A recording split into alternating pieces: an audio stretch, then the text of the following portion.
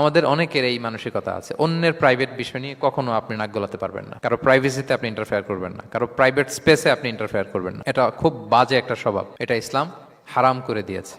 আমাদের অনেকের মধ্যে আছে খুঁটে খুঁটে, ভাই এটা কি ওইটা কি করছেন, সরকারি চাকরি না প্রাইভেট চাকরি, বেতন কত, বয়স কত, ওইটা কত ওইটা কত, হাবি যাবি, এটা তার ইটস নট হিজ বিজনেস। তারপরে মানুষ খুঁচিয়ে খুঁচিয়ে নিঃসন্তান দম্পতি আমি দেখেছি, তাদেরকে পেলে অনেকে, ভাই কি সমস্যা, কয় বছর হইল, বাচ্চা নিচ্ছেন না কেন, কবে হবে, কার সমস্যা, আপনার সমস্যা না ভাবির সমস্যা, বেটা তোর কি সমস্যা এটা বল।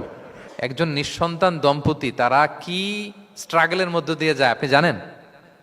এটা তার জন্য পরীক্ষা, ওই পরীক্ষার মধ্যে আপনি খুঁচিয়ে খুঁচিয়ে, মানে সে kind of he's a gynaecologist, treatment দিচ্ছে, ভাই কি হয়েছে এইটা ওইটা, তাদেরকে বিব্রত করে একটা পরিস্থিতিতে ফেলা, এম্বারাসিং একটা সিচুয়েশনে ফেলা, এটা হারাম। এই ম্যানারগুলো ইসলাম আমাদেরকে ধরে ধরে শেখায় যে এটা তোমার বিজনেস না, তুমি খুঁচিয়ে খুঁচিয়ে মানুষের ব্যক্তিগত বিষয় যেটাতে সে বিব্রত বোধ করে, এগুলো তুমি জিজ্ঞেস করতে পারো না।